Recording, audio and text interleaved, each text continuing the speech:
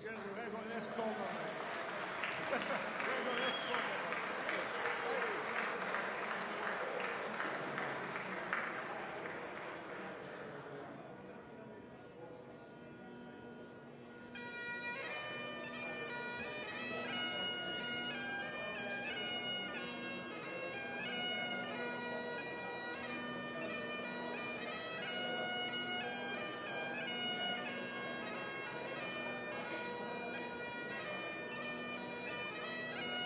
Thank you.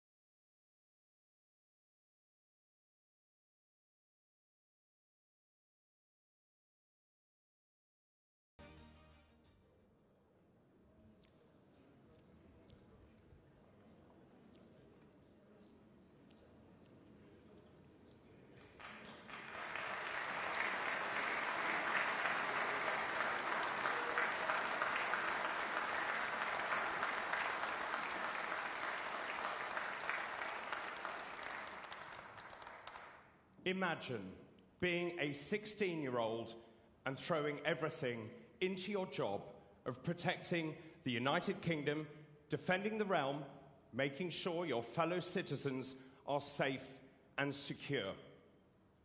You serve 20 years. You expect to be rewarded for your success and your service. Instead, you leave the armed forces.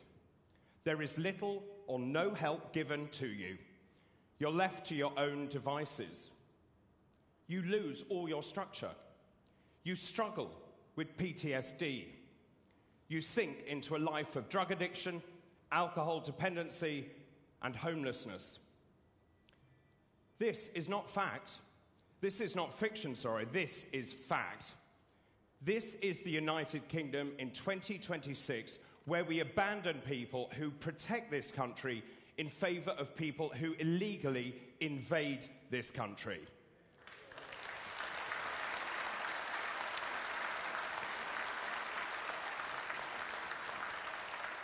The way we treat veterans in this country is totally and utterly unacceptable.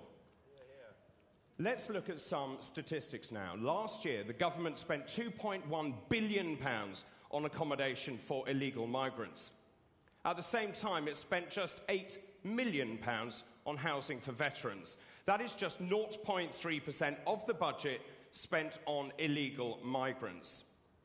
1 in 400 veterans are homeless. We don't even have an efficient programme to house veterans.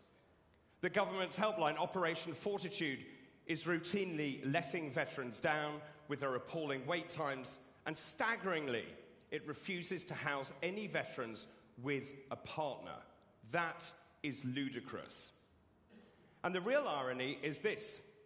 The government is importing and housing people who often do not share our values or respect our culture, whilst failing those who have actually fought for this country and everything it represents. And meanwhile, there are some illegal migrants who have even fought against our country. That is utterly shameful.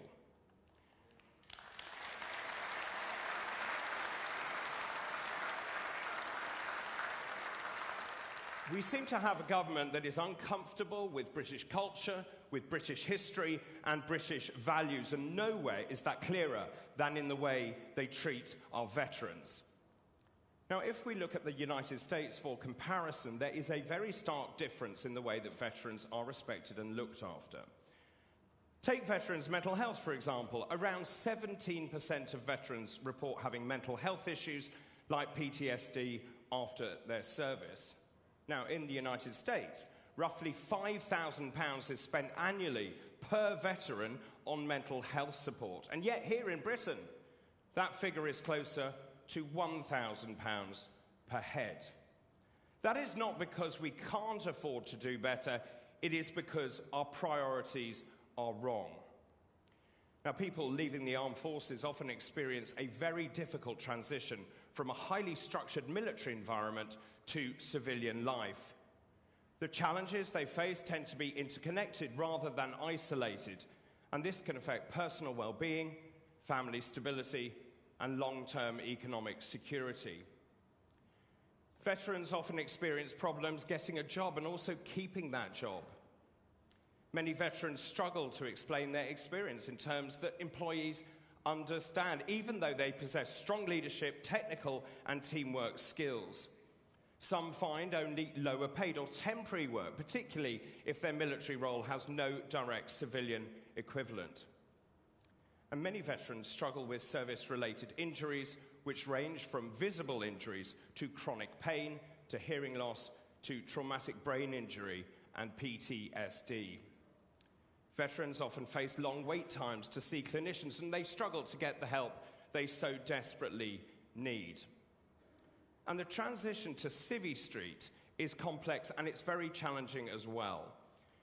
Veterans often struggle with a loss of identity and a loss of sense of purpose. Military service provides a clear mission, a rank, and a sense of belonging. And losing this can leave veterans feeling directionless, isolated, and depressed. The strain on families is often overwhelming. Whilst being reunited with families is something that most have longed for, the reality of being stuck at home means there is a much higher risk of divorce or family breakdown. Some veterans struggle with anger and impulse control. Coping mechanisms include turning to drugs and alcohol to cope with pain and trauma. Now, given all of the above, you would expect there to be dedicated help and support to aid the transition to civilian life.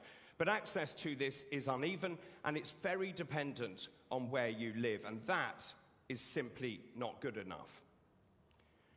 Reform UK believes that the way a country treats its veterans is a measure of its character. This government and the last government should be ashamed of how they have neglected our veterans.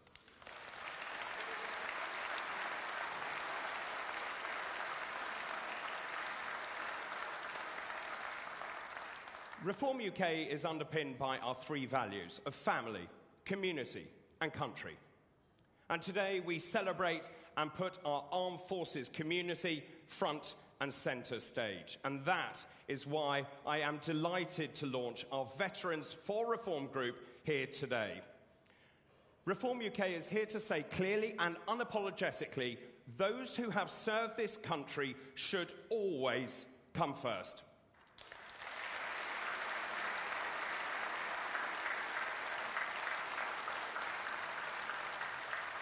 We will fight for proper housing, for real mental health support, and a system that actually works for veterans rather than against them.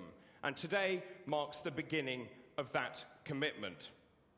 Under a Reform UK government, your service will not be forgotten. So thank you to every veteran in this room and also every veteran watching at home. We are forever grateful for your service to our country.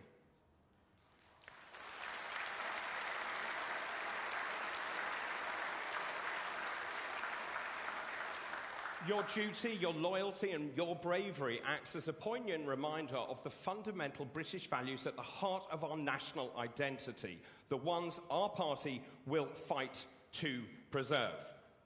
We carry a very heavy responsibility to ensure that those who have served our country are treated with the respect, the care, and the dignity that they deserve. And we will ensure that always happens.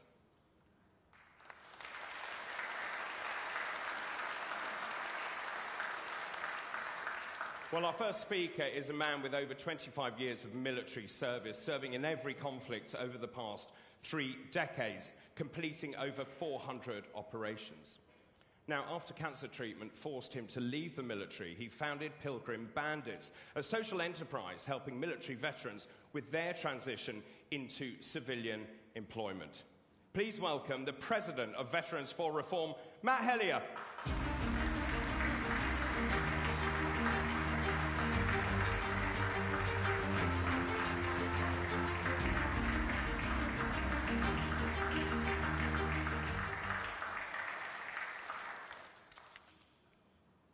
Ladies and gentlemen, veterans, thank you for attending this most special meeting. Who am I? It's just been said who I am. But number one, I'm a veteran. I served in the Parachute Regiment and the Special Air Service, and I served 25 years. And at the end of my service, I suffered from cancer. I had no longer a service and a brotherhood and a sisterhood to look to. What was told to me when I suffered from cancer and I was diagnosed was that I had to go and seek help from the NHS.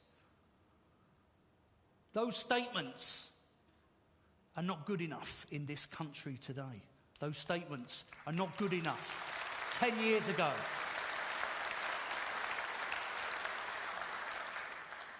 I have fought on every battlefield since the 1980s, and I still serve this nation now in some of the battlefields, helping their social enterprises and looking after other nations to ensure that they can flourish like we are or we will once reform are in.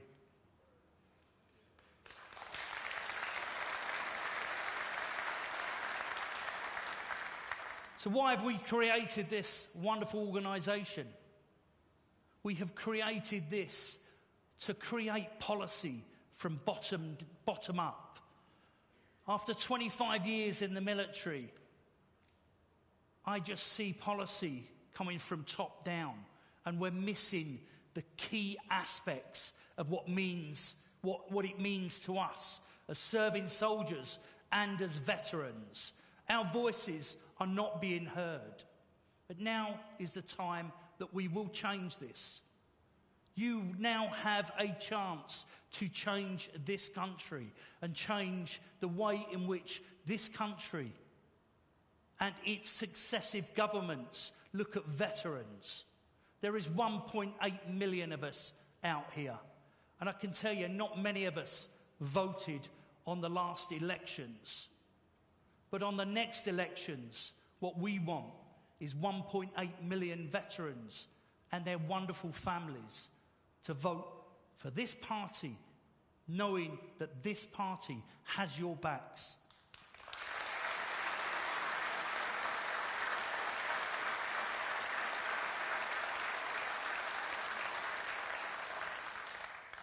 So, Veterans for Reform. We want to get around the country. We want to create a group that is dedicated to be your voice in the political forum. We want you to change and create policies that are worthwhile. And we want you to take back your country, because it's your country that you fought for. Our aim is pretty simple.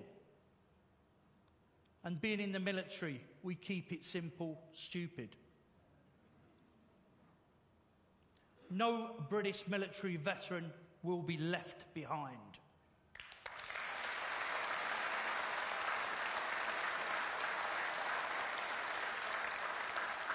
No British military veteran will be left behind. We have some key objectives.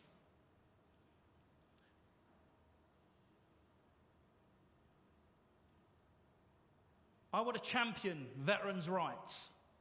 I want to make sure that the housing, the medical facilities, the mental health treatment are good enough for you guys that fought for it. We want to make sure that the Armed Forces Covenant that is in place, it is set in law and is set in stone, and it reflects what we believe and what we deserve. At the moment, it's a pretty weak document. It doesn't look after me, it doesn't look after you, and it certainly doesn't look after our families. Our families are the last on the list for housing. Our families are the last on the list for the NHS. Our families have no support on the mental health. But it is our families that keep us fighting.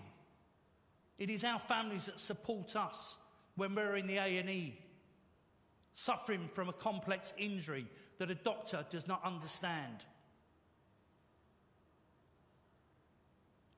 So we must look at this, we must revise, reflect on what we bring, and we must have these options in place to ensure that we can push forward and we can make this country great again. I want around the clock, 24/7 assistance for anyone. 14% of suicides, the percentage of suicides this year has risen by 14%.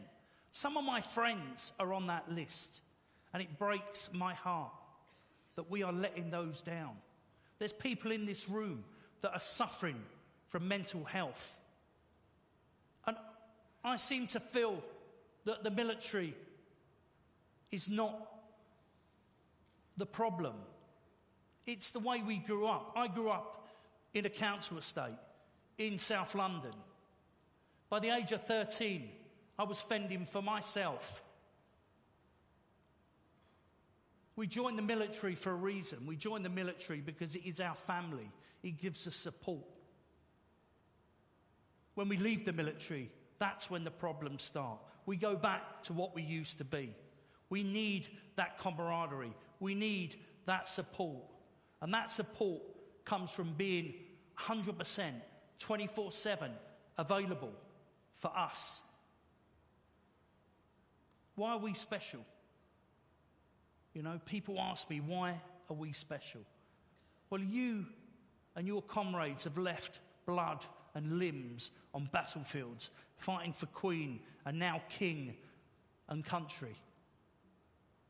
That's why you're special, because you've signed on the dotted line and you've given your all in the name of this country. That support needs to be key. We have Op Resolve, Op Restore and Op Courage in place. It has huge, huge waiting lists. The NHS doctors that run it are already overworked and underpaid, as we know. We've come up with a system, or we're working with people, with enterprises, to ease that system. And I want to work with outside agencies and charities to provide a bespoke service for our veterans. It has been done before. And in the UK Special Forces, there is the model that works, that we have a private donor that puts a private healthcare policy together. And you know what? It doesn't cost billions. It doesn't cost £7 million a day like we are spending housing illegal immigrants. That's what we need. And that's what we've got to work towards.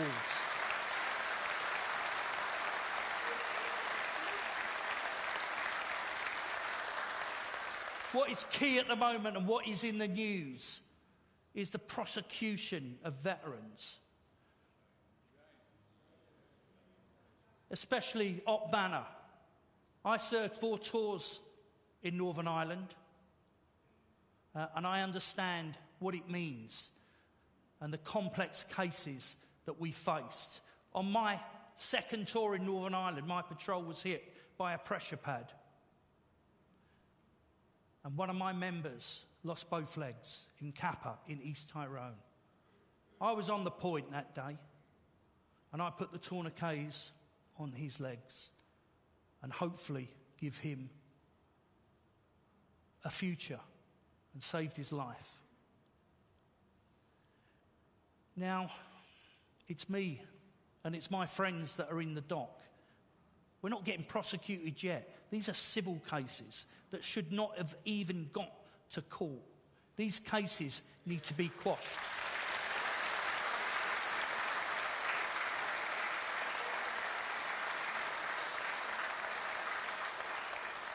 They need to be quashed, and we've seen the leader of this party put out a huge statement that prosecutions for military veterans will be pardoned. But it's also the ongoing cases that we will look at, and we will put in a robust law to ensure that you guys do not have to face a law court, a civil court. Because do you know what? You done what you were told. And I don't mean that. I mean that you followed the rules of engagement.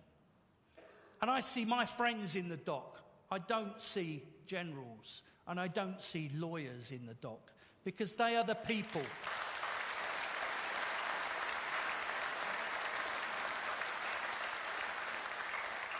They are the people that wrote the laws. They are the people that enforced the laws that we followed. And now it's us that are facing a criminal, a civil court. We need to take the state to court. You don't take the individual. You don't take a private soldier from 1 Queen's on his tour in 1972. He followed stringently the rules of engagement. This is not being bound around enough. We follow the rules of engagement. We follow the law of the land, always, of that time.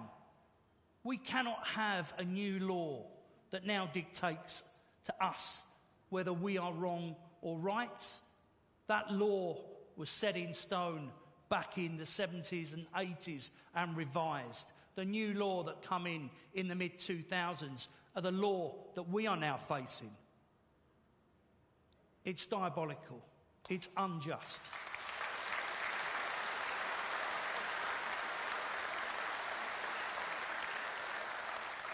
This party is the only party to make the bold statements. We must get behind veterans' reform. We must have your voice and we must have your vote if you want things to change. My last key objective is something that I sat down with Chris Parry, who is our honorary president. Chris is a Falklands War hero. Chris has written lots in defence. He is absolutely key to this movement. But he highlighted our financial problems. The government of today is looking at your pensions, your war pensions, your service pensions. They are the next thing to be hit because this government does not like veterans. You've seen it. There is no law. There is no immunity. They are after us in every single way. We're going to safeguard your pensions. But what also makes me sick is that this government has has put in place a taxation on a death in service pension to our families and our siblings. So if you die in service, the meagre sums of money that you receive is being taxed by this government. They want every bit of you. Our families cannot afford that. We have service families now that are on the breadline, that are feeding themselves through food banks, that are coming to our charities. In this country, in this day and age, this is unacceptable. That is your money. That is the veterans' money. That is the families of the veterans' money to allow them to survive.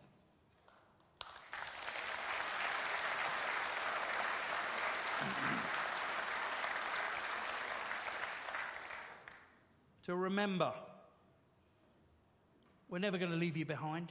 No British military veteran in this party will be left behind. Right? You served your country. It's about time your country served you. Thank you.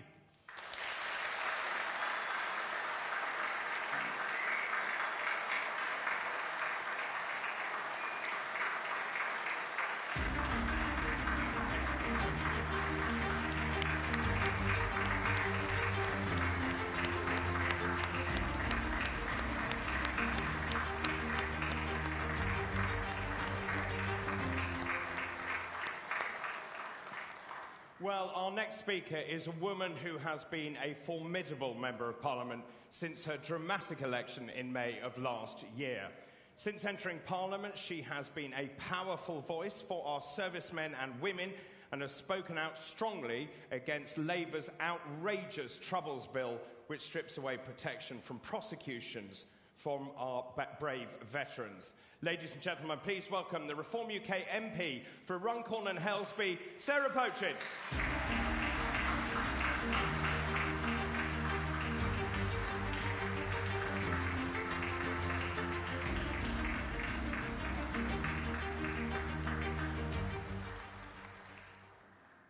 Good morning, everybody, and to those behind as well. It's such an honour and a privilege to be here today for the launch of Veterans for Reform. Having been brought up in a military household myself, I am keen to take every opportunity to support and speak up for all veterans. Now, I know I have not served myself, and that makes me feel very humble standing here in front of you all. But my father served in the British Army, in the Gloucesters, and it feels entirely natural for me to use the platform I now have to advocate in every way I can for the well-being of our brave veterans.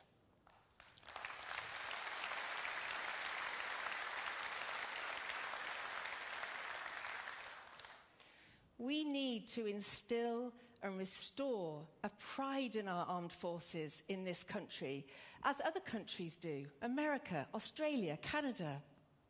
We need to make sure that we cherish and value the contribution made to our country by our armed forces. And we need to allow the citizens of this great country to openly show their national pride by flying our flag without recriminations from woke councils.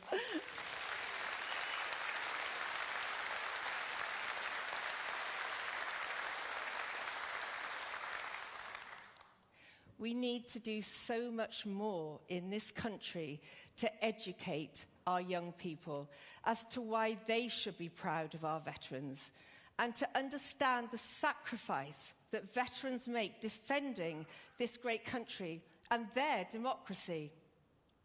Young people need to be taught about military history and national pride. What is taught?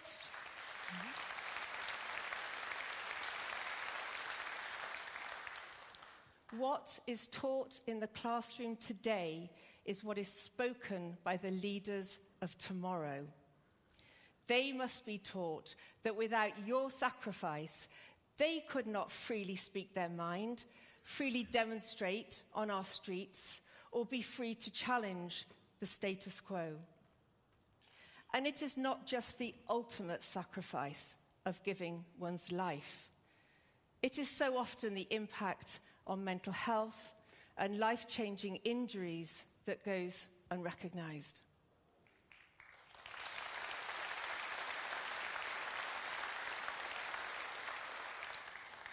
I often reflect whether the generation growing up today, if ever tested by conflict, would find within themselves the same courage, sense of duty, and willingness to serve in the way those in this room did.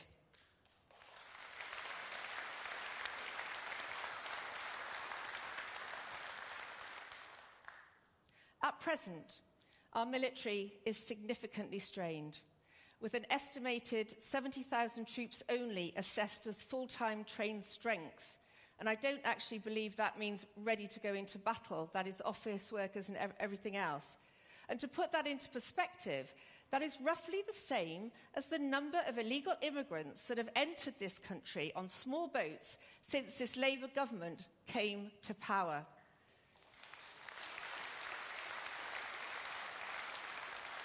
That is a frightening statistic, particularly when many of those illegal immigrants are young, fighting-age men from a culture quite different to our own and with a different set of social values. This comes at a time when our ability to deter aggression and defend democratic principles is more important than ever. Now, successive governments have not put enough money into our defence budget. The countries of Europe have been forced to reconsider how much they contribute to NATO and to the funding required to be the presence we need to be to stand firm in the face of hostile regimes. We face superpowers that want to sabotage us, that want to spy on us. We face regimes that want to see the destruction of the West. I listen to this government say time and time again in Parliament that national security is the primary objective and function of any government. And yet we know that those are only words until we see real increases in investment in our defence budget. Defence spending is currently 2.3% of GDP, or £66 billion. This Labour government has pledged to increase defence spending to 3.5% by 2036. But John Healey has just recently said that this is only an ambition. Well, we know what that means. And we know we have a recruitment problem. How do we attract young men into our armed forces when they can't be sure that the actions they take on the battlefield, following orders, will not come back as prosecutions in the future?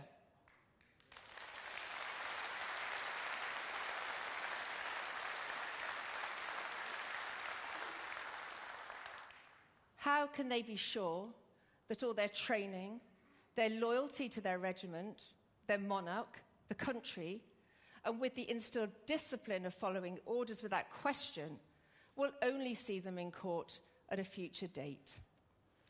A recent letter to the government, written by a group of generals, said that for a soldier today, the enemy is not just what is in front of them, but is now the lawyers behind them. That is such a powerful phrase, such powerful words. And I speak often in Parliament with a strong voice and a true sense of conviction on how wrong this new Troubles Bill is being introduced by the Labour government. The Legacy Act of 2023 is not perfect. But this Troubles Act will see vexatious prosecutions start up once again. Prosecutions of our brave veterans who should be enjoying retirement. This government is more interested in deferring to the European Convention of Human Rights than it is to preventing you from being unfairly prosecuted. Well, what about your human rights?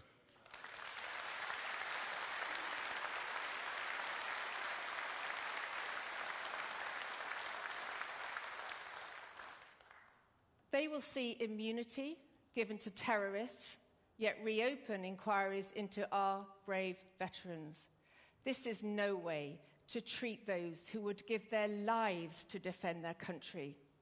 Terrorists do not deserve human rights.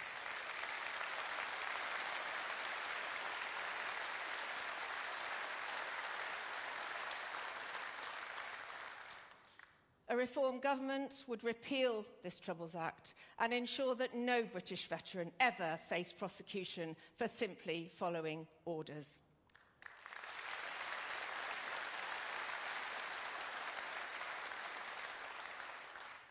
Now, my father, my dad, he did 3 tours of Northern Ireland, and I grew up in a household watching the horrors unfold on the news of the latest IRA attack. I remember how devastated my dad was when Lord Mountbatten was blown up. I remember how difficult it was to watch the Queen shake hands with Martin McGuinness. I can't imagine what it was like for my mum for all those years at home with 2 children, never knowing whether her husband would be blown up or shot, captured, tortured. Now, my dad, like all of you, I'm sure, didn't share the horrors of what he experienced. But he, like you, would have died for his country. I am so proud of my father, and of all of you, and of all of our armed forces. And as veterans, you need protecting. You need a government that prioritises you. We know that this Northern Ireland Troubles Bill will, in time, become an Iraq bill or an Afghanistan bill or whatever else is facing us down the line. But it is not just from the courts that we need to protect you.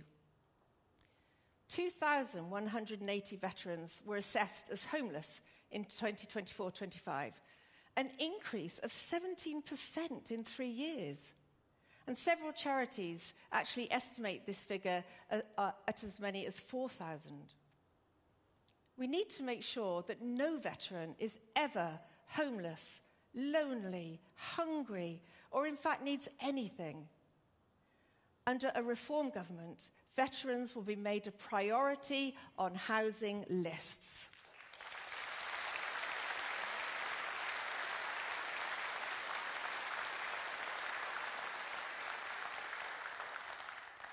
We've talked this morning about the fact that over 1 in 3 veterans struggle with mental health problems.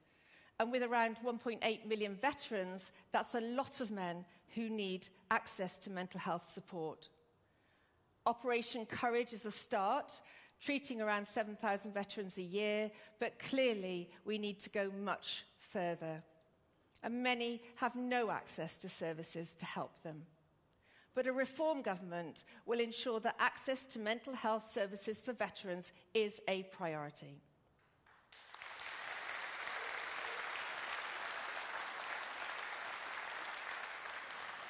Now, before I finish, I'd like to share some of my fondest memories of army life. Going to the NAFI. I remember going to the NAFI with my mum. The Christmas parties for the army children were amazing, although I seem to remember my dad and his colleagues enjoying those parties, I think, a bit too much. I remember sitting on the bar in the mess, eating curry at a very, very young age, and I just loved it. I remember playing with my brother in the back of an army lorry. Oh, I remember your ration packs with the boiled sweets. Oh my God, I loved that. And seeing my dad in his mess kit looking so handsome. What woman wouldn't fall for one of you guys in your mess kits? I would have... In fact, I've got a picture of my dad in his mess kit standing next to Lord Mountbatten by my bed. I would have been a great army wife, I think, but sadly, none of you ever asked me, so I ended up marrying a builder. There we go. Sorry, Johnny, if you're listening to that. I love you dearly. But to conclude, I'm proud of this country, and I'm proud of our armed forces, and I'm so proud of our veterans, and I'm truly humbled to be in your presence. And I will do everything I can, if I am part of a reform government, to make you a priority.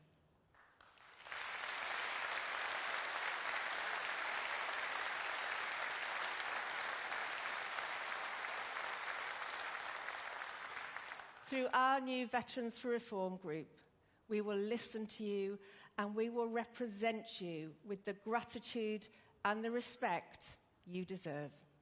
Thank you.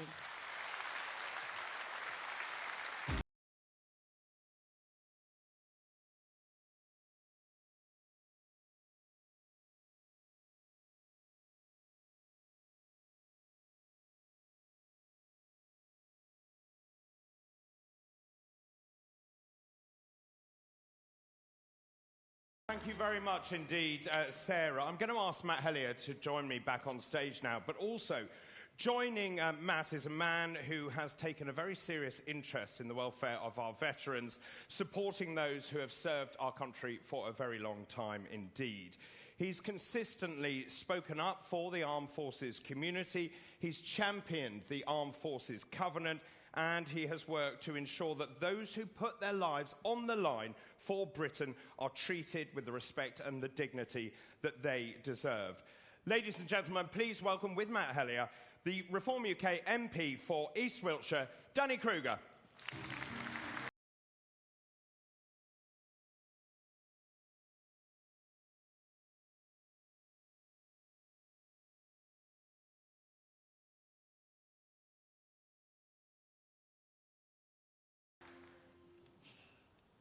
Good to be sat here.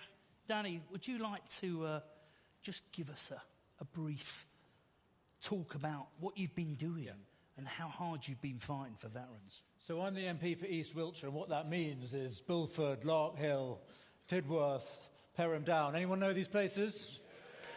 Okay. Anyone from these places right now? Have I got any voters here? A couple, all right. You nearly wiped me out at the last election when I was standing for the Conservatives. So we need to do that better. We need to do better next time. We need to get reform in East Wiltshire. So I'm the MP there. I've never been a soldier. Dr. Johnson said every man feels worse for himself for never having been a soldier or a sailor, and that is me. And so it's not just because I haven't worn the King's uniform I feel uncomfortable. It's just because I don't know what the hell you're talking about half the time. All your acronyms. I mean, what is it? Orbats and your C2s and MDOs and all this. What is all that about? What's an Orbat, Matt? An Orbat is what we got here, and this Orbat is going to vote for you guys in the next election. Okay. All right, very good. Very good. All right.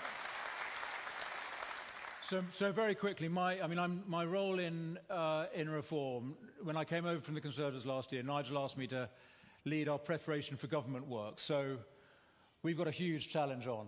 And the work of our military, our defence, our security system is, in a sense, the heart of it. And if we can't get that right, then nothing else matters.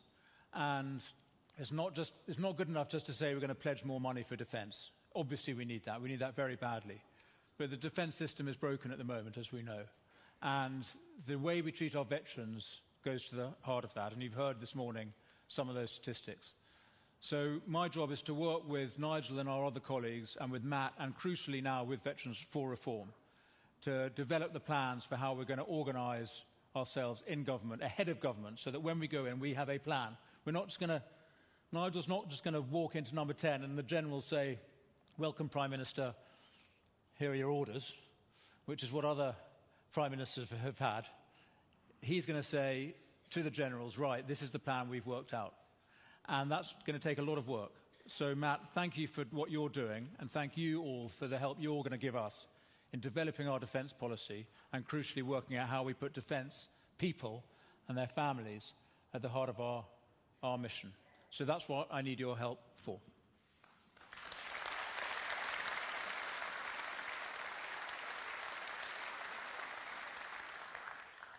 So, all that, we have a few questions.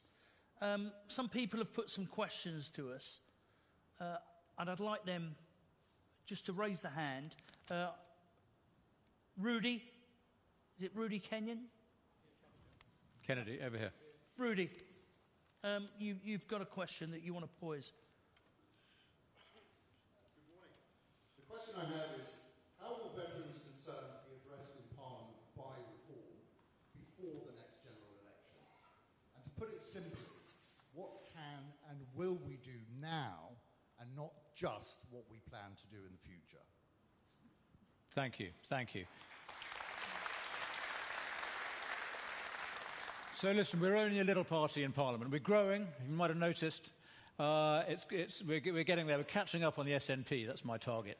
But we're still only a little half a row of MPs. But we make a lot of noise. You notice that pretty much every PMQs, if you watch that, is about reform. So they're listening to us. And what we say, others follow.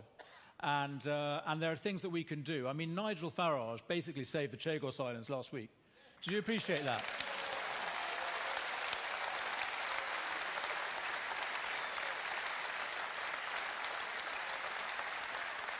I don't know how he did it. I don't know what he did, but he went to Davos. Lots of people said, "What are you doing going to Davos?" Anyway, he went to Davos, and we got the Chagos Islands back. So we can work behind the scenes as part of the answer to your question, and we can work in Parliament to make the case for veterans, and we can shame them, and we do that regularly, put them on the spot, and put the Conservatives on the spot as well. So that's part of the job. But the other part of the job, sir, is to do what we can in local government, and that is really significant when it comes to veteran support. And I just want to mention Layla Cunningham, who's here this morning. She is our candidate for the Mayor of London, and we don't have a mayoral election until 2028. But we have local elections in London in May. And what Layla's just been telling me this morning is if the councils that we win, we can introduce an immediate policy to change the prioritisation on housing. So at the moment, if you're an asylum seeker or an illegal immigrant, you get to this country, you claim asylum, you go to the top of the housing list. Them's the rules. Those are the rules we're going to change. But they're the rules that operate right now. But in local government, they treat veterans, ex-forces people, as usually just single men. And a single man goes to the bottom of the housing queue. So much for the military covenant. So what we will do, what Layla will do, working with our local government colleagues in the councils that we win from May, will be to change that prioritisation immediately.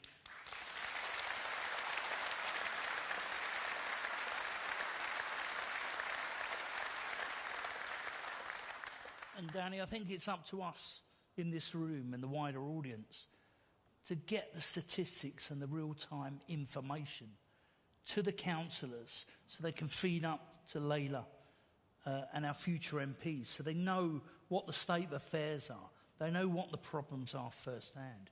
And that's what this is all about. Yep.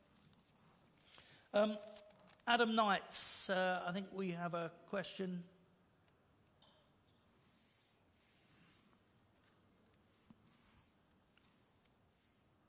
Adam or Mark Brown? Mark?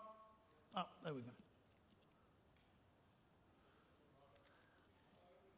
Microphone's coming. Thank you. Thank you. So, cheers, Matt. I just want to ask a question. Will Reform commit to full mental health assessments for veterans on discharge from service? Right, Mark, we've talked about what is going on at the moment, where when we all joined the military, we had one point of entry.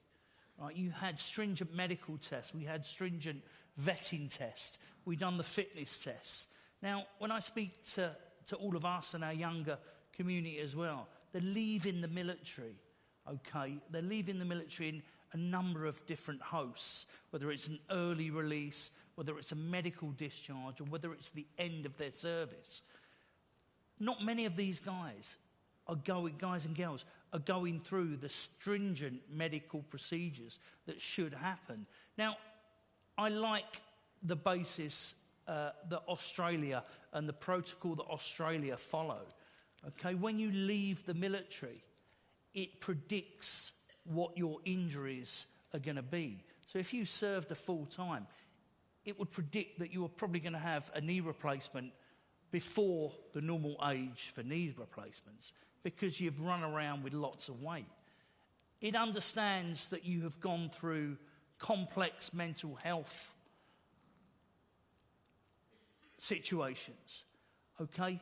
And it will already predict the treatment. So you will leave, and I'm not saying this is what we're going to do, I'm saying this is what should be done as a base level, what we should use as an example. When you leave, you get a medical card, something that I'm really looking into. So you get a medical card for private healthcare, okay? You get a lump sum in your hand that predicts that you are going to be incapacitated, okay? You are going to need assistance. So some of you guys here who are disabled veterans, and close to my heart as I run a disabled veterans charity, is that you get a lump sum, but there's nothing, there's not much money. But who is looking after you in 20, 30 years' time? That money doesn't last that long, and the payment process that we get, we have to go through a court of law just to get some sort of compensation. Now that costs us millions of pounds, but it also costs the government millions of pounds. And more importantly, us as taxpayers, we're the ones that are paying for this. So we shouldn't be paying for that. We need to look at this process in detail and come up with an answer. And that's something Veterans for Reform will be looking into. As I said before, you deserve better. You deserve the best. So hopefully that answers your question, Mark. We are looking at things. You will get a better service without a doubt under reform.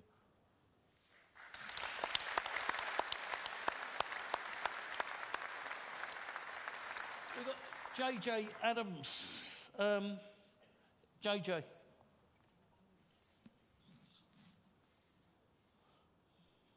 third generation military across all the generations. And when I left the military, I left within months of my father, and he'd served 40 years. When we eventually grouped at home, there was me, my mother, and my father. And my mother basically had been in the military her whole life, though she never had a medal or an ID card. We basically melted down, all of us. My father had no role, I had no role, my mother had no role as well. I want to know what you're going to do for the whole family, because it's not just us and the partners, but it's the parents, it's the brothers, it's the siblings. There are huge ripple effects across families as well as communities. It's not just us that needs the support. I hate that expression, even though I've never been one. I hate that expression, I'm just a wife. You are not just a wife. Please don't say that. Because it means You've just said that my mother was just a wife, my grandmothers were just wives, my aunt was just a wife, and my brother's wife is just a wife. It's not acceptable. It's not unacceptable. And without our family support, children, wives, husbands, mums, dads, we wouldn't be here today. They're the people that pick up the pieces, make sure that we are fed, clothed, and we can go to battle. So the statistics that are telling us now, and I'll hand over to Danny to talk a little bit, but the stats are saying that service families are the very last in the queue for NHS. They're the very last in the queue for social housing. Now, that to me is fundamentally wrong.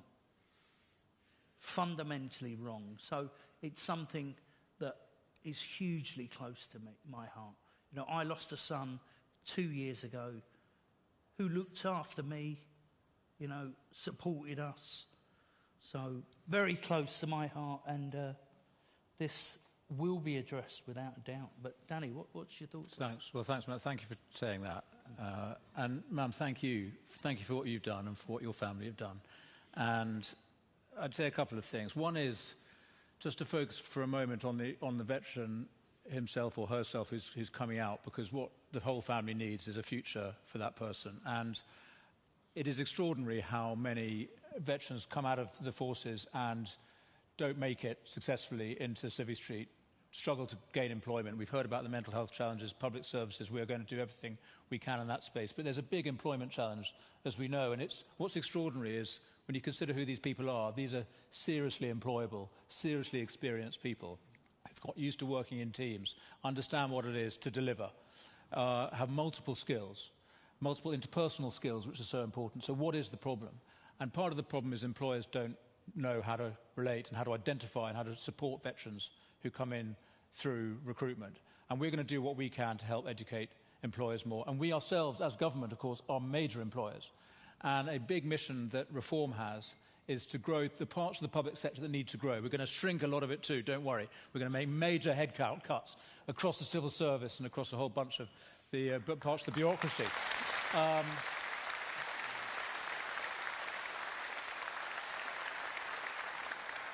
But there are parts of the public sector that need to grow, and the police are one, prison service, border force. These are roles where ex-military are really well suited, and we're going to prioritise veterans, particularly for the 30,000 new police officers that we're going to recruit. So there will be jobs.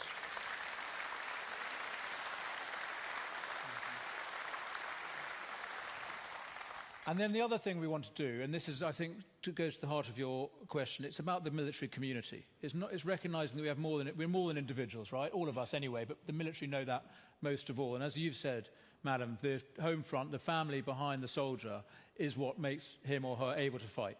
So we recognise that. And one thing I've noticed in my constituency over recent years is an improvement in what they call military-civilian relations. So, the old model of the military living behind the wire and not really being part of the community they're in, that is changing, I think, for the better. You've got the rotations are getting longer, so people are based more in a place and they get to know the wider community. That is really helpful when they come out.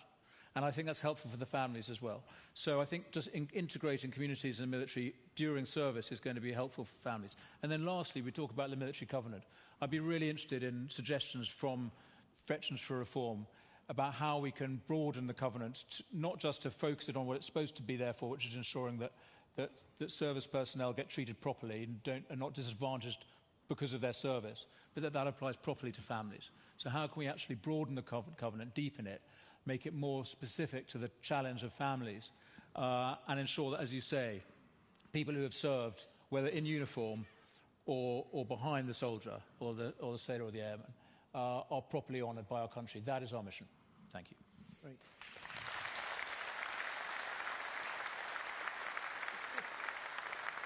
Just labour on that point.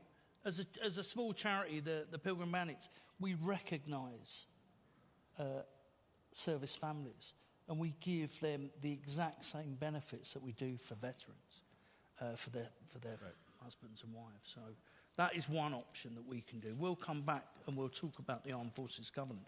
We have, is it Mark Henry? Mark Henry. Mark, where are we? At the back there.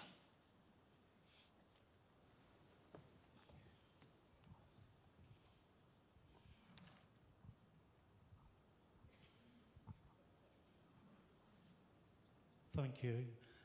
Will reform stick with the military covenant, or will you replace it with something else better? What would be included in it? Shall I quickly have a go? Because I think, Matt, I mean, in a sense, that's for us all to determine. And I think this is an amazing gathering, by the way. I mean, all credit to you, Matt, and to the organisers. I want to say that. I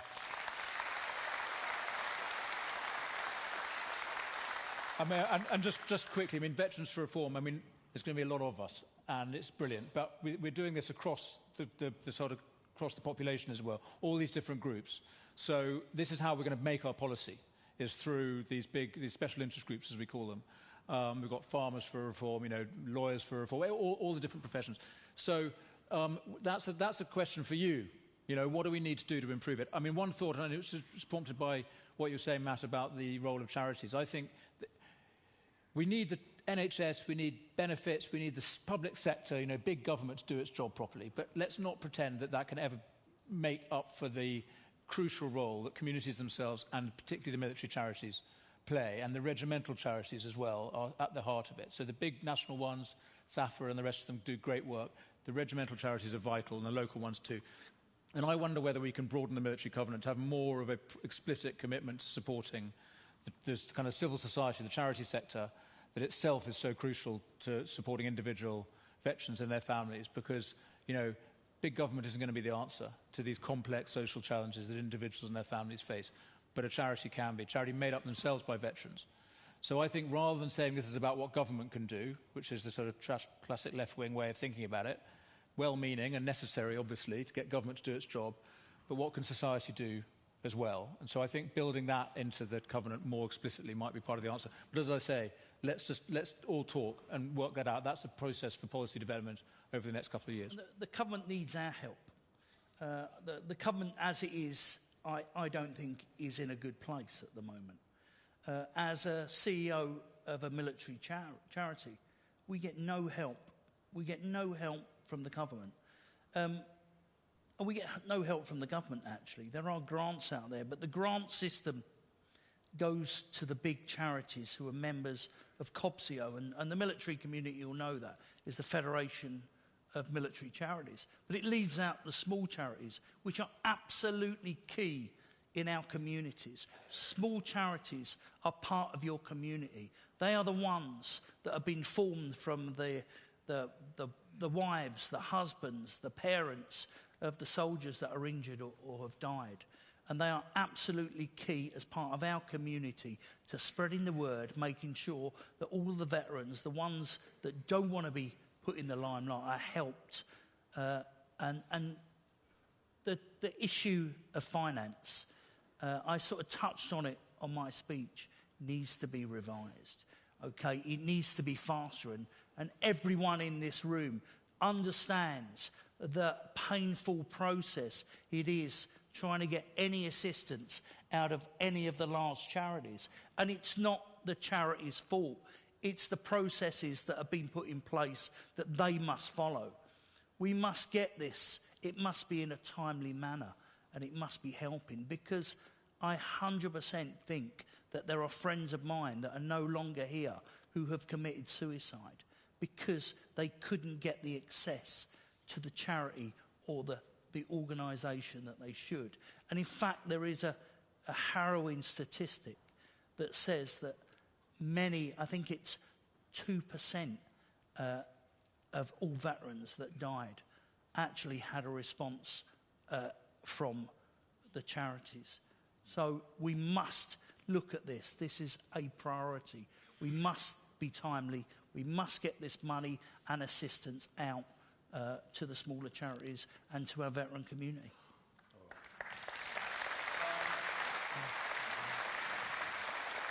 I don't know what this sign means. It's a military sign, but I'm getting it from the side. I think Matt, it may be time to make way for the main event. Means tea break for me. All right. Okay.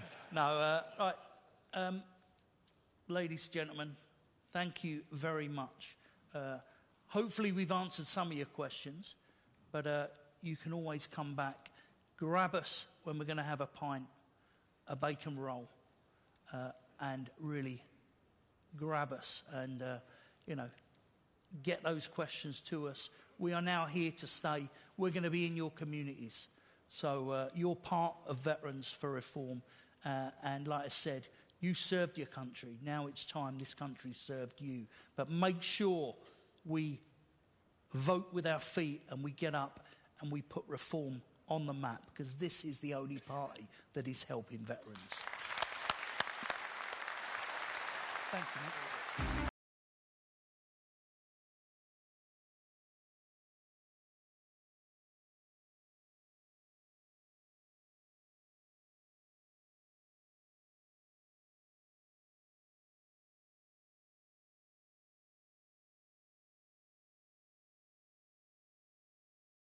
Well, our final speaker is a man who needs no introduction. From the very start of his political career, he has stood up for the interests of our veterans and of our country. He has a very deep respect for our armed forces, and I can tell you, he has a huge passion for military history. He's a man who believes in putting this country first and honouring all of you who serve this great country. Ladies and gentlemen, please welcome the leader of Reform UK, Nigel Farage, MP.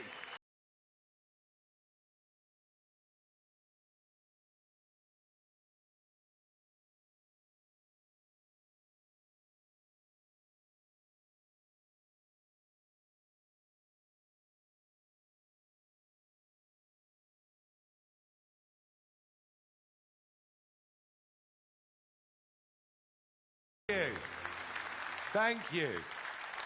Thank you. Well, thank you very much for that wonderful, warm welcome.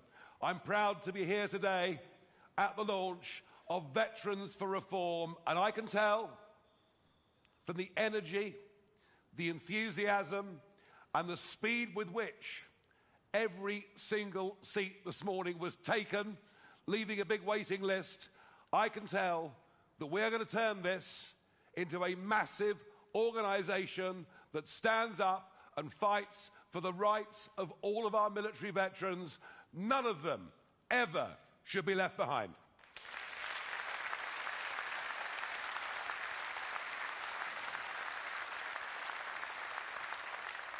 And the need for this is very great, because we have a government who, whilst they talk about defence, frankly, are doing little about it.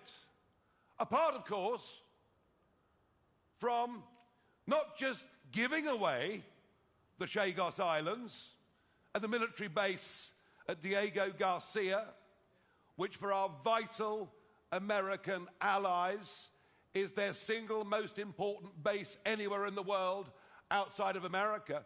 No, he's not just giving it away.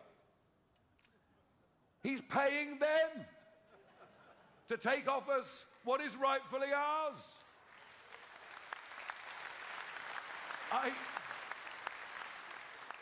We have a government led by human rights lawyers, a government prepared to bow down to some vague concept of international law administered by foreign courts, and a government that I believe doesn't have a patriotic bone in its body. These people are not with us.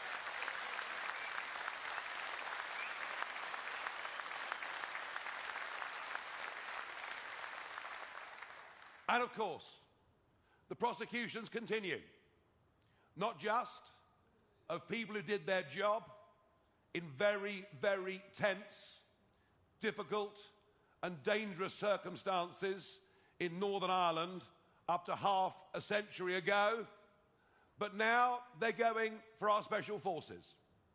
Now they're after the SAS, for virtually any action that took place in Afghanistan or Iraq.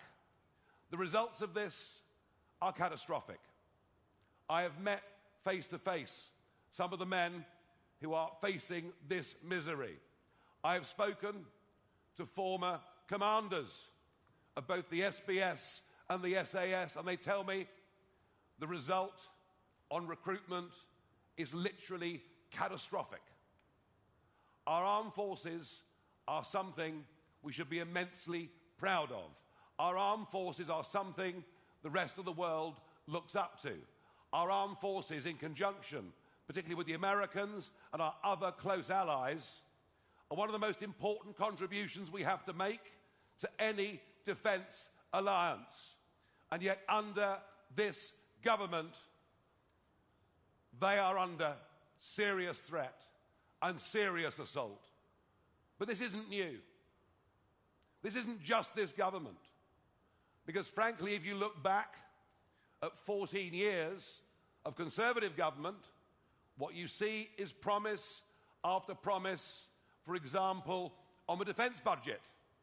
And yet at the end of those 14 years, despite the fact the world is undoubtedly a more dangerous place than it's been for many, many decades, at the end of that 14 years, they were spending less on defence in percentage terms than the Gordon Brown government was 14 years before. And the refusal to stand up for the rights of veterans is what led to what I think was the very principled resignation of Johnny Mercer MP as Veterans Minister. He said, enough is enough, and resigned his job. And don't we need more people in politics with that level of courage, belief, and conviction?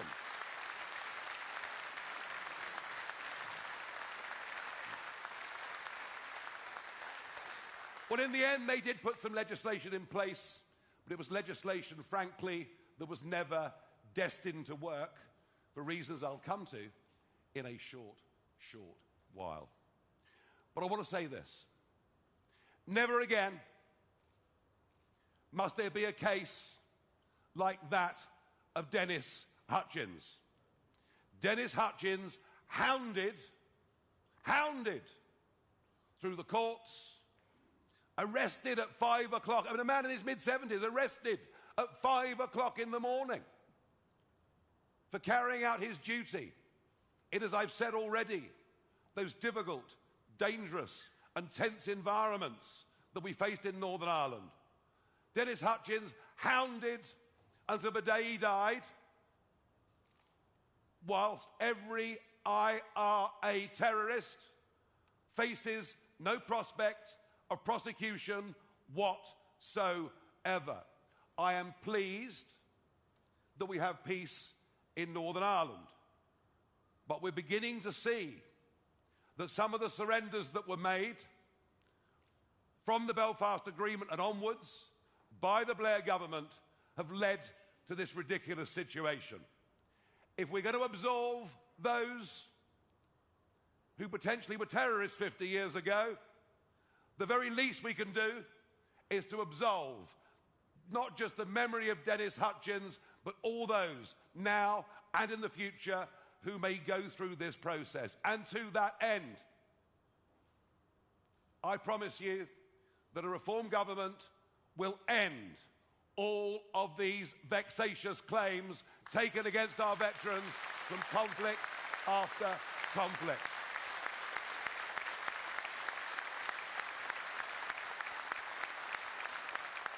And for those who've been found guilty under very dubious codes of the Human Rights Act, we will grant a royal pardon of mercy on their names.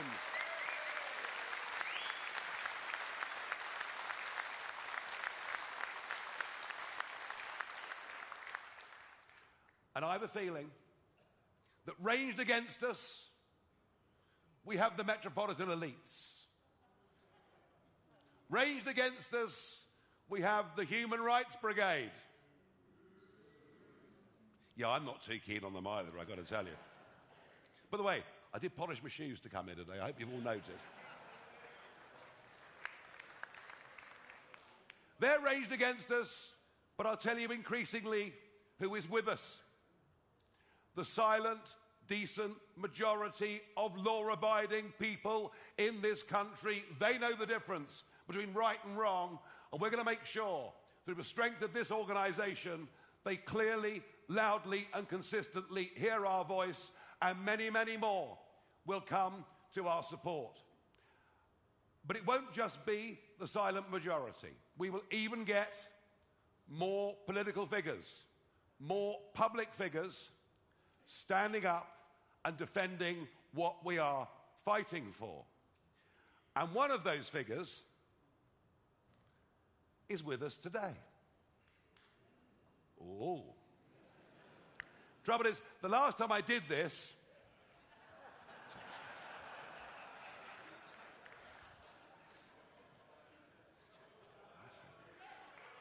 I said, please enter stage right, Robert Jenrick.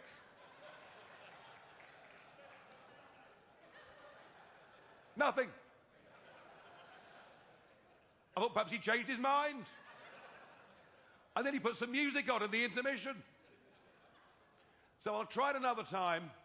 Somebody who's reached high office in the cabinet, reaching up to the rank of Home Secretary, but was there during those years and saw the betrayal of both our current and our former military, and now has the courage of her, there's a clue,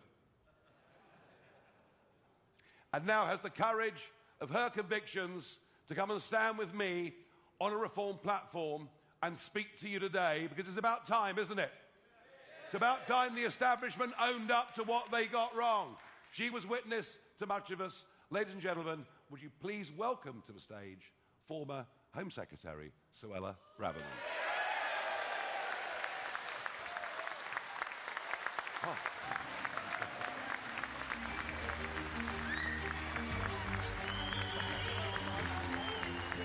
Right, it's all yours. I will be calm.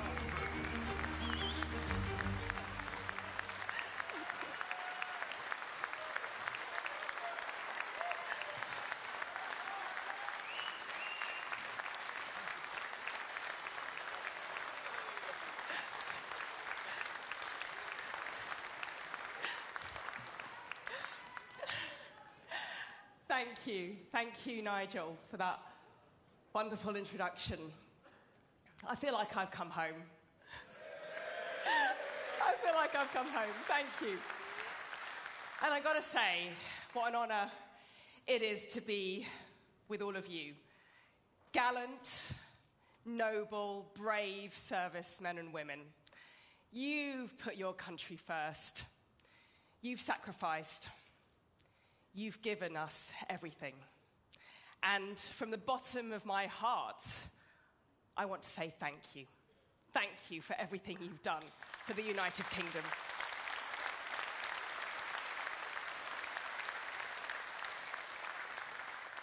Now, you didn't do that for applause. You didn't serve your country for reward. You did it because you believe passionately in the greatness of our country. You believe fiercely in its valor. You're not apologizing for our history. You're proud of the vast contribution that Britain has made to civilization for centuries. And you have put your lives on the line in phenomenal acts of bravery, time and time again, ultimately because of love. Love of our dear country. And it's because of that same love that I am standing here today.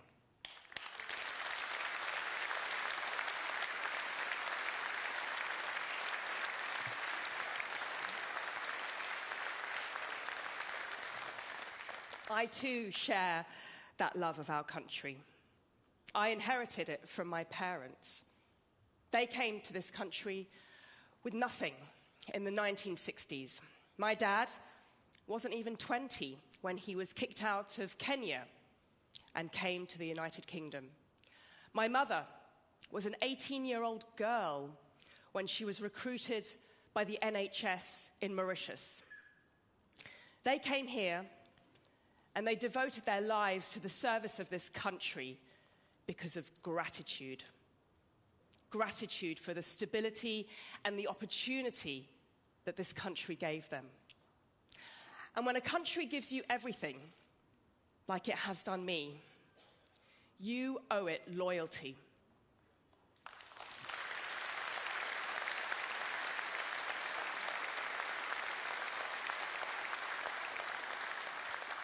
And loyalty demands honesty. And honesty compels me to say this today. Britain is indeed broken. She is suffering. She is not well. Immigration is out of control. Our public services are on their knees. People don't feel safe. Our youngsters are leaving the country for better futures elsewhere. We can't even defend ourselves, and our nation stands weak and humiliated on the world stage. So we stand at a crossroads. We can either continue down this route of managed decline to weakness and surrender, or we can fix our country, reclaim our power, rediscover our strength. I believe that a better Britain is possible. And because I believe that is possible, today I'm announcing that I resign the Conservative whip.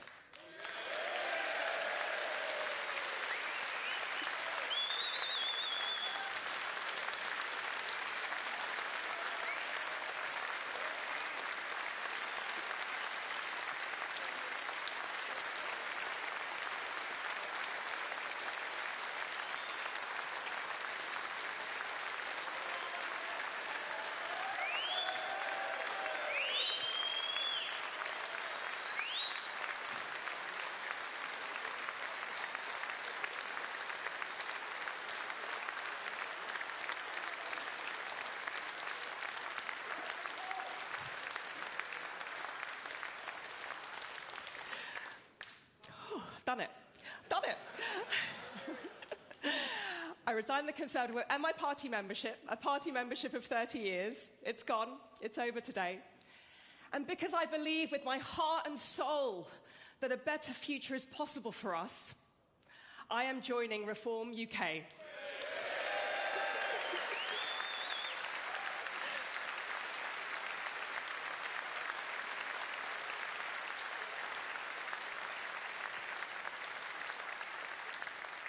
And I will sit as the Member of Parliament for Fareham and Waterlooville, representing this great party, Reform UK, with immediate effect.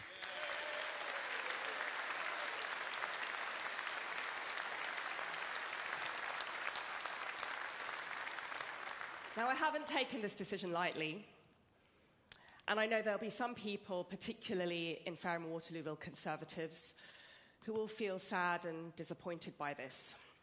I will explain my reasons in full later on today. But right now, I want to talk about you, our veterans, because you deserve to be heard. Now, in Fareham and Waterlooville, from the beaches of Portchester, you can look across the water at the naval dockyards in Portsmouth. And we are very, very proud of our Queen Elizabeth-class aircraft carriers in Pompey. Anyone here from Pompey today? Very good. Good men. Up the Pompey. And indeed, Waterlooville gets its name from that famous victory over Napoleon, because returning soldiers would stop in my constituency to celebrate with a pint on their way home. And over the last decade of being a Member of Parliament, I've had the deep honour of meeting many of our brave servicemen and women around the world. I visited our Royal Marines in the Arctic Circle, and we camped out overnight in sub-zero temperatures in the depths of the Norwegian forest. I'm brave, but I didn't do the ice jump. I will confess I didn't do the ice jump. I'm brave, but I'm not that brave. I've watched our soldiers train on the Canadian prairie in Alberta, and I've met our new recruits from HMS Collingwood, brimming with hope and pride and courage. And in Fareham and Waterlooville itself, there are thousands of veterans. Sometimes there are roads where almost every house has someone who has served. And whether it's a new apprentice or a D-Day veteran, a veteran from Afghan or from the Falklands, I have learnt so much from you.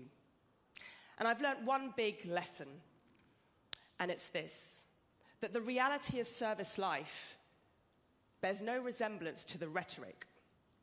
Because the truth is this, for all the warm words and the symbolic gestures, we have failed our veterans.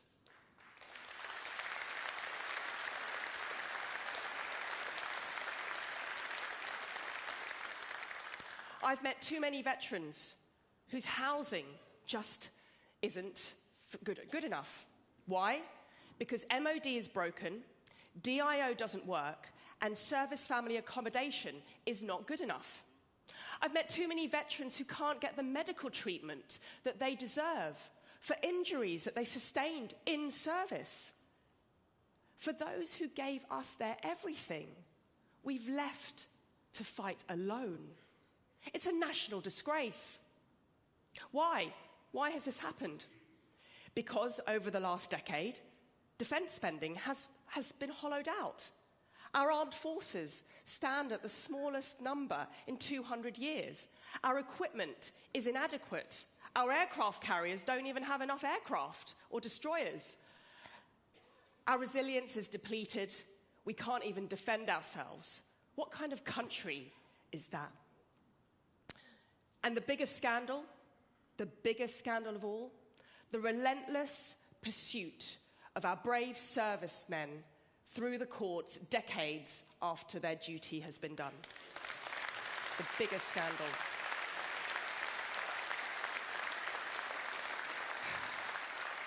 Men who fought terrorism, men who protected us from the IRA, hounded through the courts on spurious prosecutions for doing their duty. It's one of the biggest scandals of our nation. How has it been allowed to happen?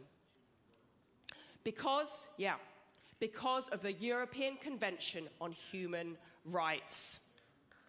The ECHR. The ECHR is a system whereby the human rights of terrorists have become more important than your human rights.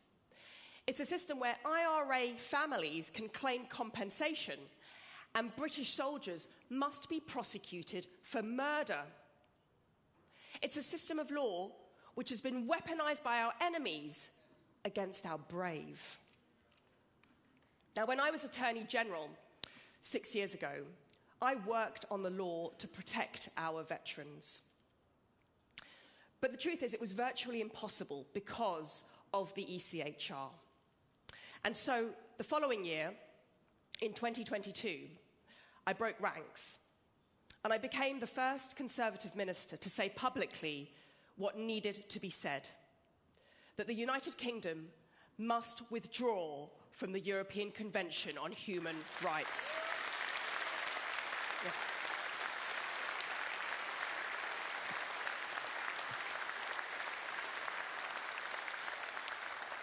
End the madness. Stand up for our soldiers. Leave our veterans in peace. And what did the Conservative Party say? My Conservative ministerial colleagues. They said, no, we can't do that. It's too divisive. It's too difficult. It's too dangerous. Not the right time. You see, even those who are leading the Conservative Party today failed to understand what needed to be done, and they opposed me. You see, when it mattered, when we had the majority, when we had the power, indeed when we had the duty, the Conservative Party utterly failed to do the right thing for the British people.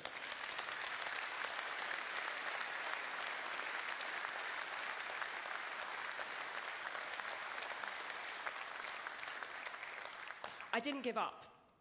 The following year, when I was Home Secretary, I tried again. This time, I pleaded personally with the Prime Minister himself. What did he do? He ignored me, then he blocked me, and then he sacked me. All the while, promising to the British people that he would do whatever it takes to stop the boats and protect our veterans. Saying one thing in public, doing the total opposite in private.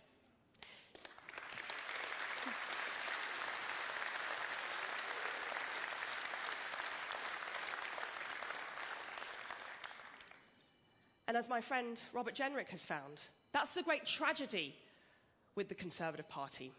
Great speeches, good slogans, but when the cameras are off, when the doors are shut, and when they're sat behind that table making the difficult decisions for the country, they fold. When push comes to shove, they go AWOL. No courage, no backbone, no resolve.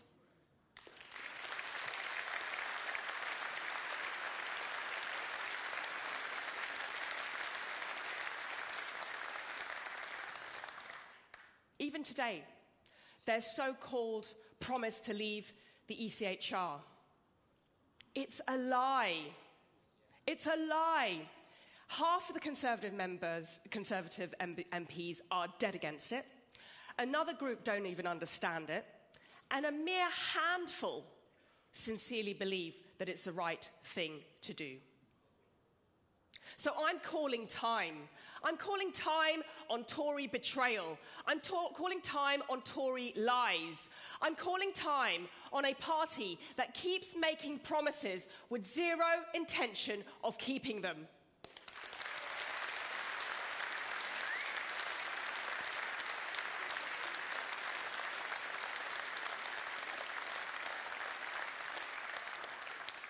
I tried my best. I tried privately, politely, nicely. I can be nice. They ignored me. Then I tried loudly and forcefully, and then they sacked me and punished me for telling the truth. You see, the truth is, there is no way on earth that the Conservative Party will ever take the United Kingdom out of the ECHR, and there is no way on earth it will ever keep its promises to you. Enough is enough. Enough of this political delusion. Enough of this political lies. Enough of these political chameleons who say one thing to one group and then another thing to another group. The country is crying out for authentic leadership, credible leadership, leadership that it can trust. And you know,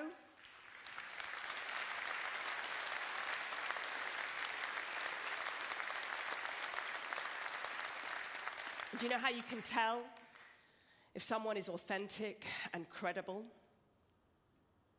You ask yourself, have they been consistent? And there is only one man in British politics who has been courageously consistent for his country, and that man is Nigel Farage.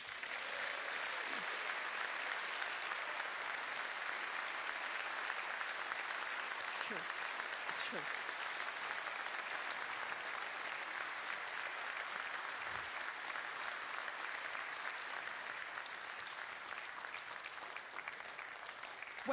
When the establishment has tried to shut him down, they've tried to destroy him, they've tried to vilify him and smear him, he has kept standing up and speaking for you, speaking the truth, speaking our fears, saying what we've all needed to hear. He's not backed down in the face of vicious onslaught, vicious vitriol and backlash.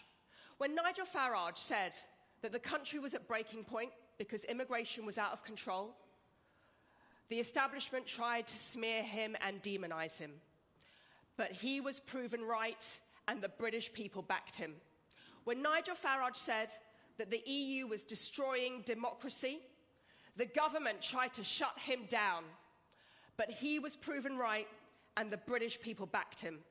And today, when Nigel Farage is the only political leader with the backbone to say that Britain is broken and Reform UK will fix it, the mainstream parties are doing everything they can to destroy him. But you know what? They won't do it. Because Nigel Farage is right, and the British people are backing him. Thank you.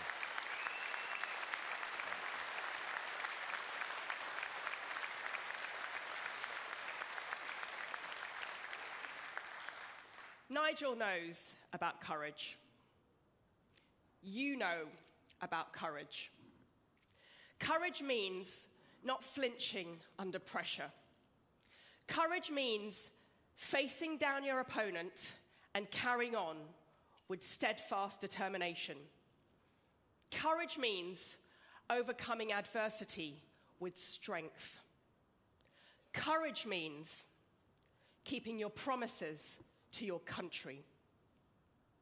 And that is why, ladies and gentlemen, it's the honour of my life to join your team today. Thank you. Thank you very much. Thank you. Very good.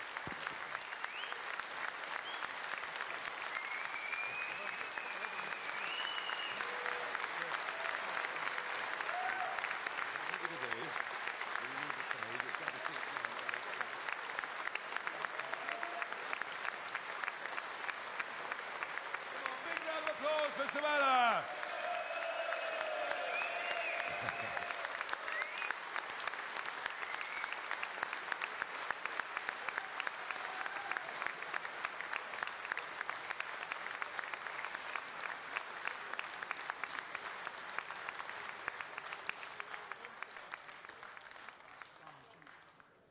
Well, what about that? What about that? And a big boost for Veterans for Reform and for the party as a whole. And she was right about one thing. We have to remove the barriers. We have to remove the barriers to the right things being done. And I'm afraid, whatever the good intentions of the European Convention on Human Rights over 3/4 of a century ago, it is no longer appropriate for the 21st century world.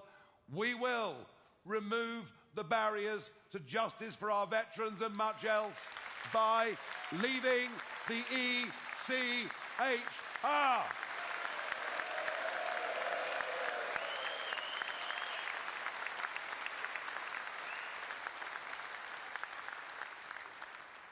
But today isn't just about stopping prosecutions and pardoning people. There's something much deeper that matters. How can it be that somebody who enters our country illegally, having destroyed their identity documents, is a higher priority for housing than a former serviceman or woman who has fallen on hard times? It's outrageous, it's wrong, and it's time to start putting our own people and our own veterans community first. And we must do that. And we must do that. And we will do that. I want to thank you all for coming here today. Well done for getting in early for the tickets, because there's a big waiting list. It's been a great event, an uplifting event, and I know that much of what was said earlier, I could sense watching from the gallery. There was some pretty deep emotion in the room too. And I want, just before we end, I know that many of you know what loss is. You've seen it on your active service, and so I would like to end what I think has been a very, very important event. If you'd all stand, please, and join me in a minute's silence for the fallen.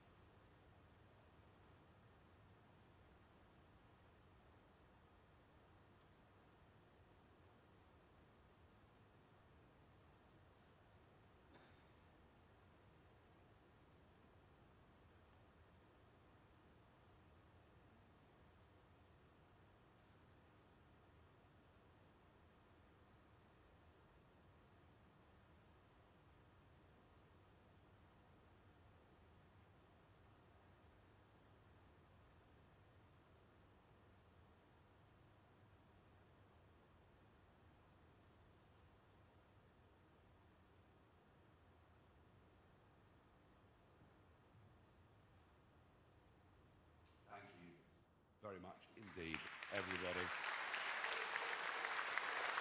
And I'll leave you with our piper. Thank you very much indeed.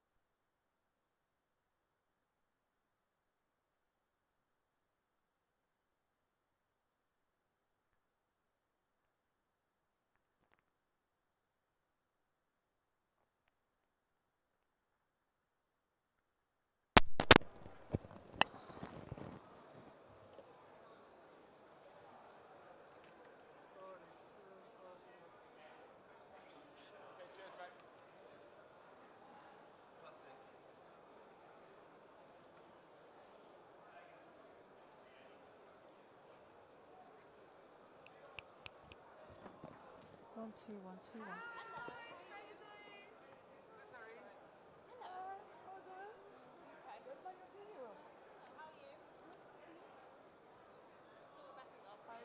Oh, I've been seeing her like once in a month now. Really?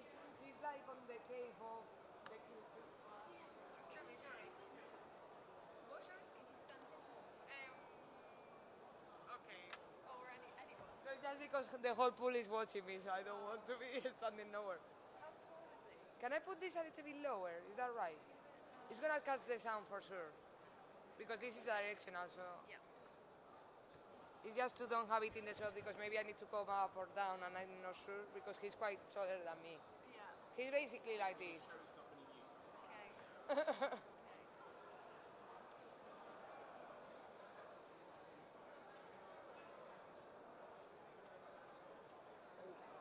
Maybe here or something like that?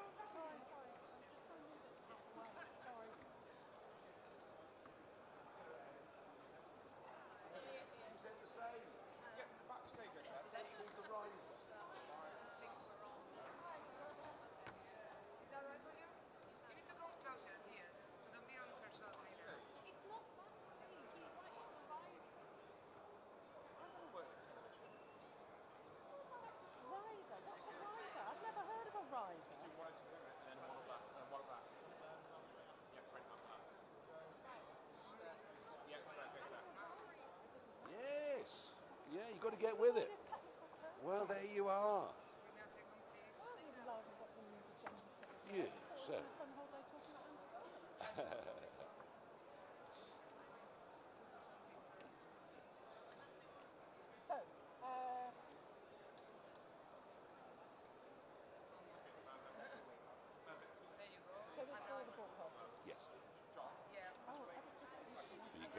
Be careful. Yeah, Catherine, be careful, please.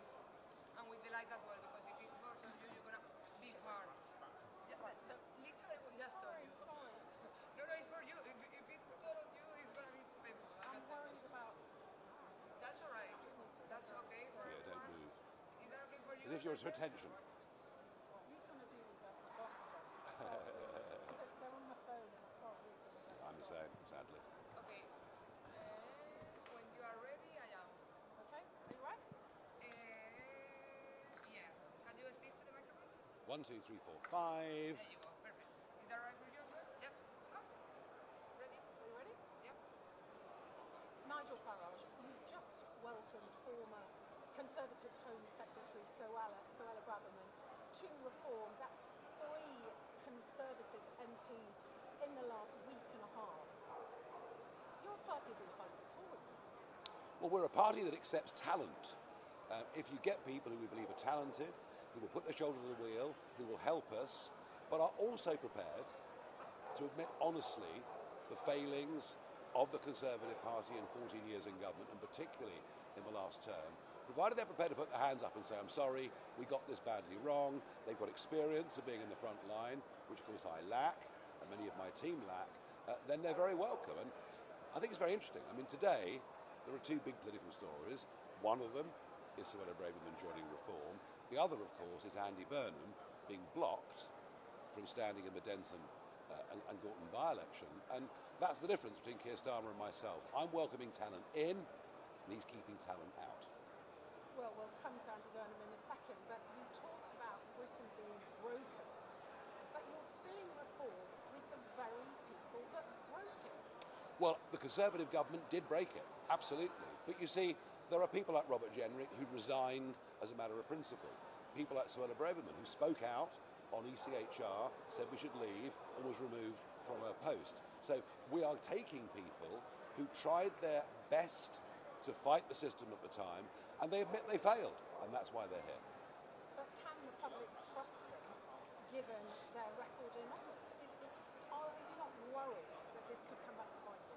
Look, I'm not welcoming people like Priti Patel, who says she did nothing wrong, despite opening the doors to the biggest levels of immigration Britain ever saw. I'm not welcoming Boris Johnson. I'm not recognising those who were part of the problem and still refuse to accept it. Okay, on to Andy Burnham and that by-election now. Have you decided who will run for reform in Wilton and Denton by-election? We haven't decided yet who the candidate is. Our applications closed last night, and I'll be looking at it this afternoon. Do you think Andy Burnham not running makes it easier now for you to win it? I think if Andy Burnham had run, he would have picked up an anti-Keir Starmer vote. You know, bear in mind, this is the most unpopular Prime Minister in living memory. There would have been a pro-Burnham, anti-Starmer vote. That won't be there anymore, and I think the anti-Starmer vote will come to us.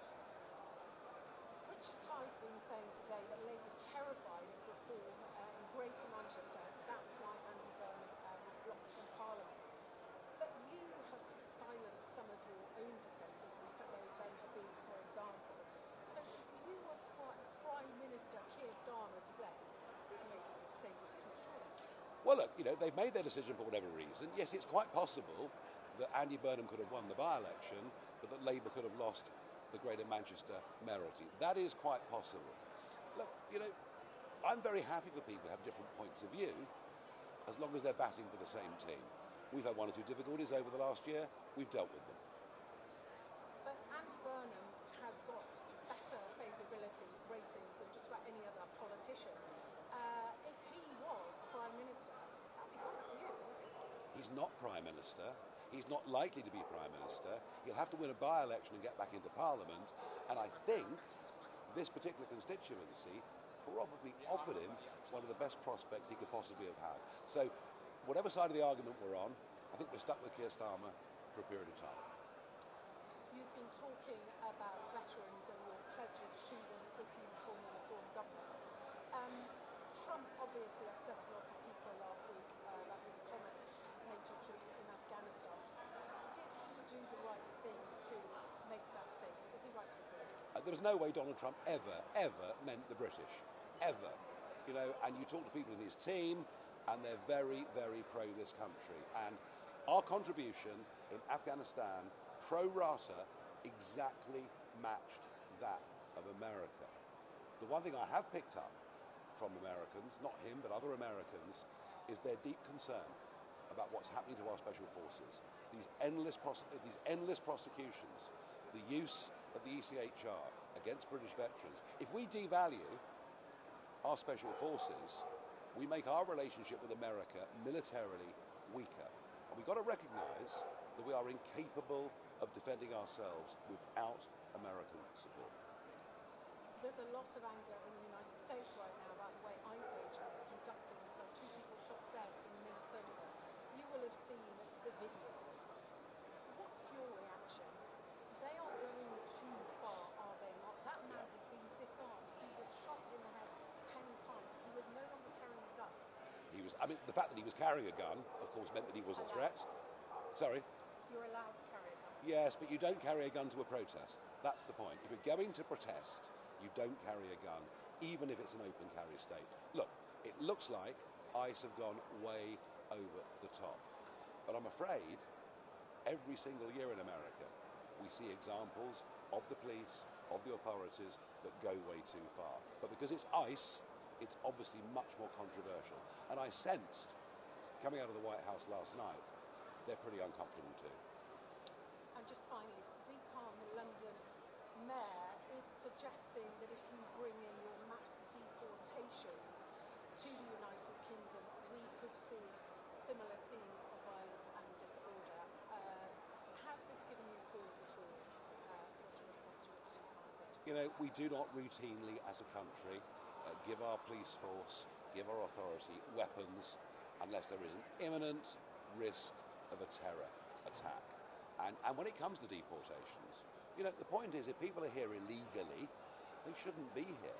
It's as simple as that. Now, you know, no one's pretending this will be easy. No one's pretending there won't be pushback. But it needs to happen because if it doesn't, you don't stop the flow of people continually coming here illegally. And you know, overwhelmingly, the British public think, whilst we welcome people from other countries in the right numbers, illegal immigration has to stop. And it's very near the top of the public's concerns. Nigel Farage, thank you. Thank you. God, we cover some ground there. Oh, It's that time of year. Sorry, thank you very much, Nigel.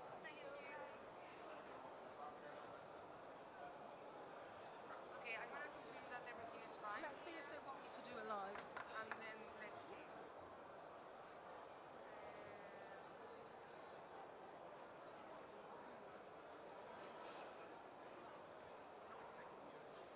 Thanks, guys. Thank you so much. Thank you. Thanks, Victoria. Oh, I tried. I failed. Not very good at it, was I? Thank you very much. Nice to see you. Bye-bye. Hi, you got it all? Amazing. I'm gonna set up for my heat now, okay? I'm gonna set it up now for my heat because I've got a heat with Catherine as well, so I'm gonna set up for that as well. Yeah, cool. Okay. Okay, see, can you stop on the pool, please? Okay, thank you. Bye, bye, bye. Sorry? No, it wasn't televised live, but it will be televised later. That was for all of the broadcasters, so BBC, ITV, Sky, GB News. So you'll see bits of it play probably any time from now on for the rest of the day.